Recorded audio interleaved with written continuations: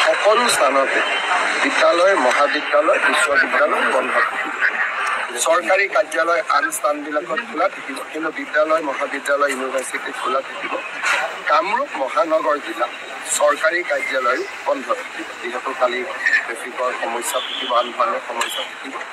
আৰু কালি সকলোতে যিমান চৰকাৰী অনুষ্ঠান আছে, কালি সকলোতে আমি জুবিনক স্মৰণ কৰিবৰ কাৰণে আমি অনুৰোধ জনাইছোঁ। কালি অসমৰ সকলো স্থানতে বিদ্যালয়, মহাবিদ্যালয়, বিশ্ববিদ্যালয় বন্ধ থাকিব। চৰকাৰী কাৰ্যালয় আন স্থানবিলাকত খোলা থাকিব, কিন্তু বিদ্যালয়, মহাবিদ্যালয়, ইউনিভাৰ্চিটি খোলা থাকিব।